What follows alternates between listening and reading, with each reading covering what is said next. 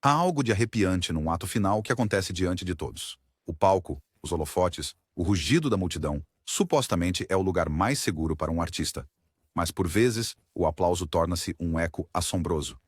O que acontece quando a chamada final não é planeada e o fim é real? Estão prestes a ouvir histórias que provam que a verdade pode ser mais estranha e muito mais arrepiante do que a ficção. Leslie Harvey. Imagine estar num concerto de rock a observar um guitarrista a entregar a sua alma à música quando de repente o som é interrompido da maneira mais trágica possível. Leslie Harvey, guitarrista da banda escocesa de blues rock Stone the Crows, encontrou seu destino na frente dos fãs em 1972. Durante um show ao vivo em Swansea, Harvey pisou num microfone de palco que não estava devidamente aterrado. O resultado? Uma descarga elétrica o atingiu. A multidão pensou que fosse parte do show a princípio. A ideia de um músico jovem e vibrante ser interrompido no palco era chocante demais para assimilar. Os colegas de banda correram, mas o estrago estava feito. Aos 27 anos, a carreira e a vida de Harvey acabaram num instante, numa pura tragédia. O que torna esta história mais perturbadora é a ironia.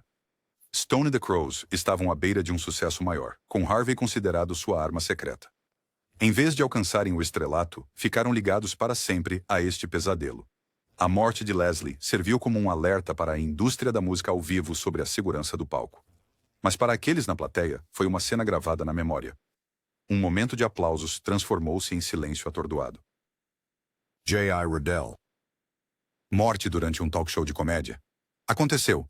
J.I. Rodell, o editor que defendia a saúde e a vida orgânica, ironicamente faleceu ao vivo na televisão em 1971. Ele era convidado do programa Dick Cavett, sentado confortavelmente sob os holofotes, contando piadas e compartilhando suas filosofias sobre bem-estar. Ele tinha 72 anos, cheio de energia e sem sinais de desacelerar, até que de repente o fez. No meio da gravação, Rodell desabou na cadeira. A plateia riu, pensando que era uma piada. Afinal, travessuras inesperadas apimentam um talk show, mas em instantes ficou horrivelmente claro que não era uma encenação. Os paramédicos acorreram, mas nada pôde ser feito. Rodell morrera ali mesmo, com as câmeras a gravar. O episódio nunca foi ao ar, mas as histórias daquele dia se espalharam rápido. Imagine promover as virtudes da vida saudável para sair no cenário menos esperado, um estúdio de televisão. O próprio Cavett admitiu que a experiência o assombrou por anos, provando que a linha entre performance e realidade pode se dissolver em um segundo. Para público e convidados, foi um lembrete arrepiante de que o palco não discrimina. Até quem parecia invencível não era intocável. Edith Webster. Agora, imagine só, uma atriz veterana derramando o coração numa peça, cantando uma canção com um título assombroso. Por favor, não falem de mim quando eu for. Edith Webster era uma figura amada nos círculos teatrais locais, admirada por sua paixão e persistência. Em 1986, durante uma peça de teatro em Maryland, ela cantou aquela música com a convicção de quem viveu uma vida plena nas artes. E então, assim que os aplausos cresceram, ela desabou. A plateia aplaudiu mais alto, convencida de que era um brilho roteirizado. Pense bem, morrer cantando uma canção de despedida parecia a perfeição teatral, exceto que, tragicamente, não foi. Webster sofrera um ataque cardíaco fatal. E o que parecia um final dramático acabou por ser sua última apresentação. Seus colegas de elenco e a equipe se agitaram em confusão, tentando salvá-la. Mas apesar de todos os esforços, Webster foi declarada morta logo depois. A ironia da sua última canção chocou o mundo do teatro e a tornou uma lenda local. A morte de Edith Webster nos lembra que algumas saídas parecem quase poéticas demais para serem reais. A sua história ainda circula entre os atores como um conto de advertência arrepiante. O palco nem sempre oferece uma chance para um bis. Mark Sandman. Quando você nomeia sua banda Morphine, já atrai uma aura de escuridão e mistério. Mark Sandman, o baixista e vocalista do grupo, era conhecido por ultrapassar limites com grooves profundos e um estilo não convencional. No fim dos anos 90, Morphine havia conquistado um público fiel por toda a Europa. Mas durante um show em um festival na Itália, em 1999, a carreira e a vida de Sandman terminaram num instante. Enquanto se apresentava no palco, Sandman desabou de repente. Os fãs pensaram que era encenação, um drama de rockstar, mas com o passar dos minutos, ficou claro que algo estava muito errado. Os paramédicos chegaram só para confirmar que Sandman sofrera um infarto fulminante.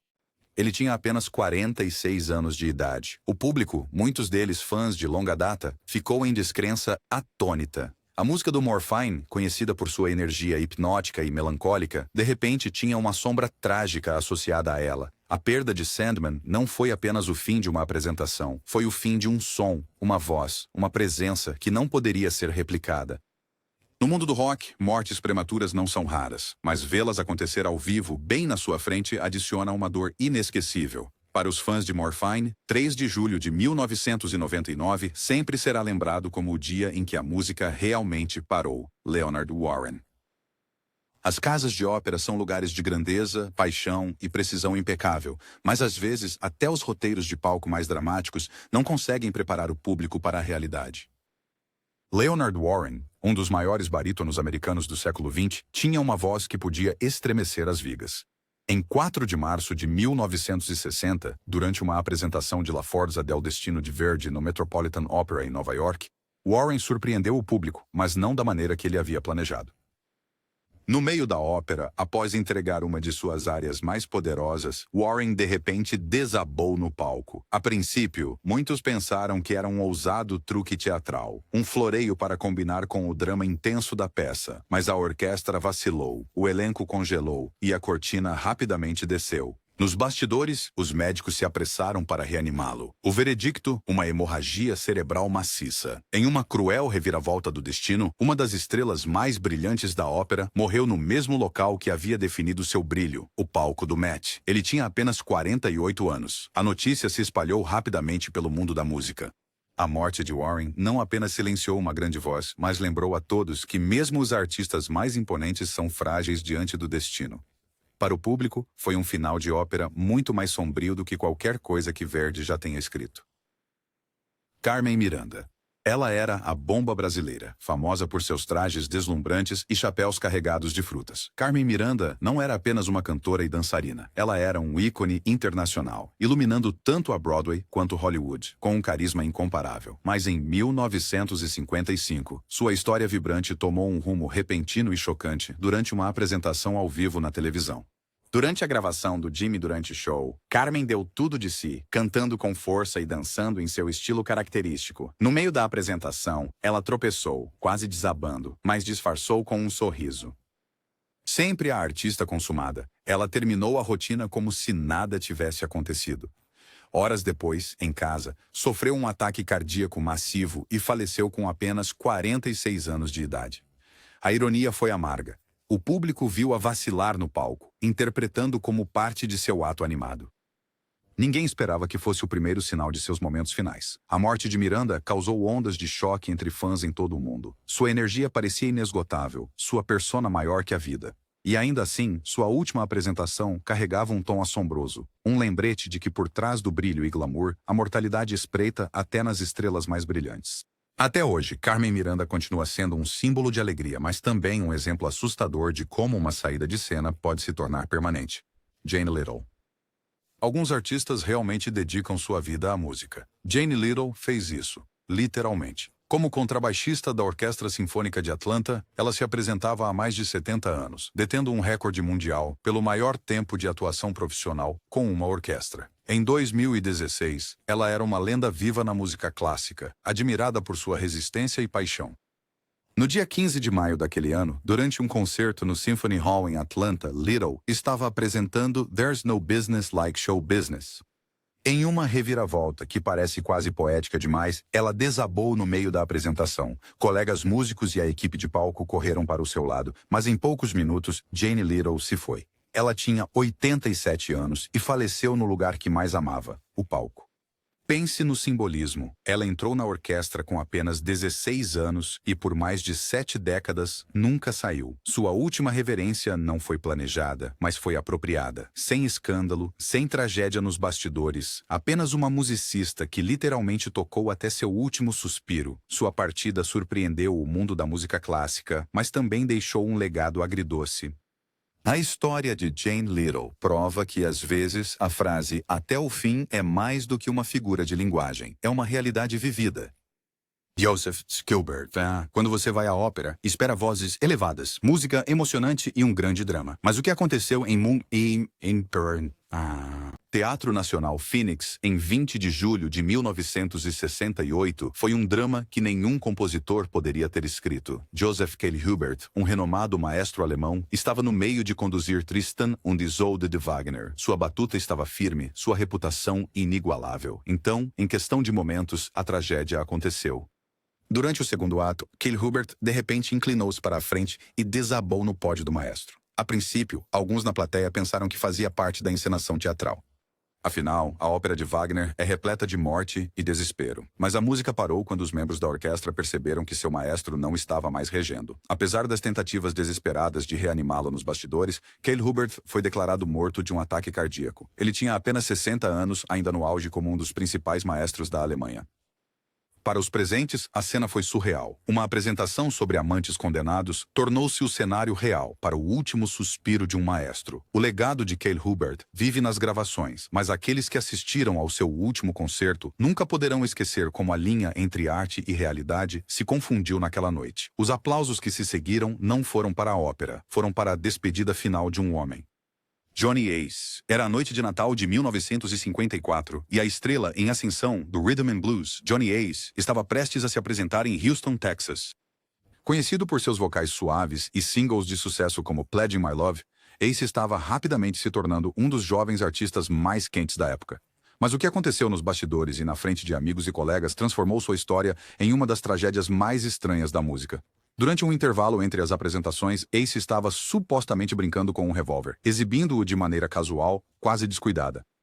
Testemunhas afirmaram que ele estava brincando, insistindo que não estava carregada. Mas em uma fração de segundo, a diversão se transformou em horror. A arma disparou e Ace desabou. Com apenas 25 anos, sua promissora carreira terminou antes de poder florescer completamente. Embora o incidente não tenha ocorrido diretamente no palco, o público aguardava seu retorno, sem saber que o homem que vieram ver se foi para sempre.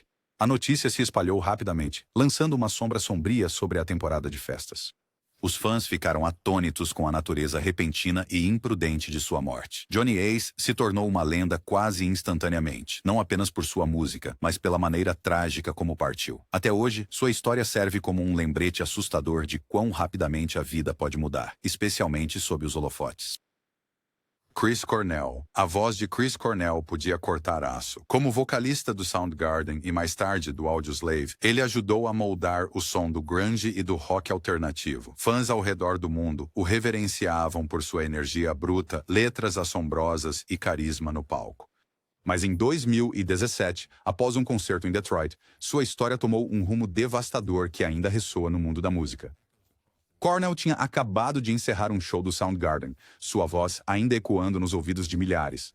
Mas logo depois, em seu quarto de hotel, ele foi encontrado sem resposta. O concerto tinha sido o seu último. Aos apenas 52 anos, uma das vozes mais reconhecíveis do rock foi silenciada para sempre. Para aqueles no concerto em Detroit, o choque foi avassalador. Eles o tinham visto vivo, vibrante e poderoso, apenas momentos antes.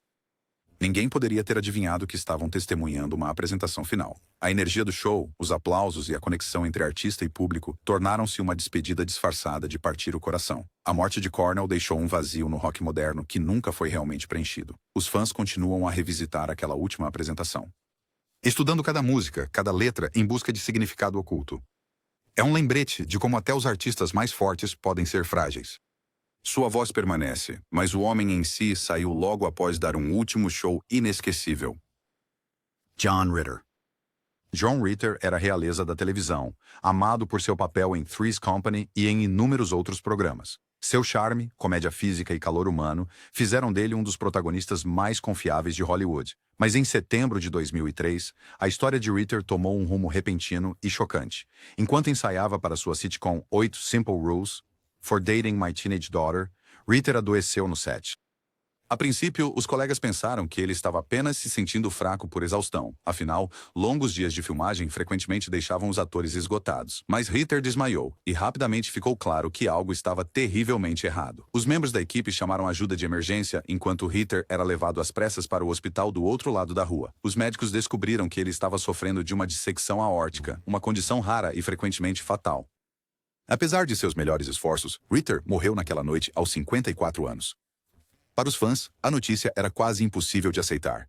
Apenas algumas horas antes, ele estava fazendo piadas e entregando linhas na frente de uma plateia ao vivo. A morte de Ritter chocou Hollywood não apenas por causa de sua idade, mas por quão repentino e público tudo foi. Suas horas finais se desenrolaram na frente de colegas, equipe e fãs, deixando um vazio na comédia que ainda ressoa. Ritter provou que o riso pode ecoar para sempre, mesmo quando a pessoa por trás dele se vai. Paul McCullough. Equipes de comédia muitas vezes vivem e morrem pelo timing, e Paul McCullough, metade da dupla de Vaudeville Wheeler e McCullough, tinha um timing impecável. Mas em 1936, seu timing tornou-se tragicamente final. Após completar uma apresentação com seu parceiro, Bobby Wheeler, McCullough estava exausto de anos de turnês extenuantes e dos altos e baixos do show business. Após uma visita a um barbeiro em Massachusetts, McCullough desabou repentinamente do lado de fora, chocando os que estavam por perto. Relatos da época descreveram o incidente como um colapso. Mas para os fãs, a verdade era mais simples e triste. A saúde de McCullough finalmente cedeu sob o peso de apresentações intermináveis. Embora seu falecimento não tenha ocorrido em um grande palco da Broadway, o fato de ter acontecido tão imediatamente após um show borrava a linha entre a vida dentro e fora dos palcos. O público que o aplaudiu apenas algumas horas antes agora lamentava um homem que deu tudo ao entretenimento. A história de Paul McCullough é frequentemente ofuscada por nomes maiores da era do vaudeville, mas continua a ser um lembrete de que as vidas dos artistas nem sempre correspondem aos sorrisos que proporcionam. Para o público, o riso terminou abruptamente, e para o palco, foi mais um adeus silencioso.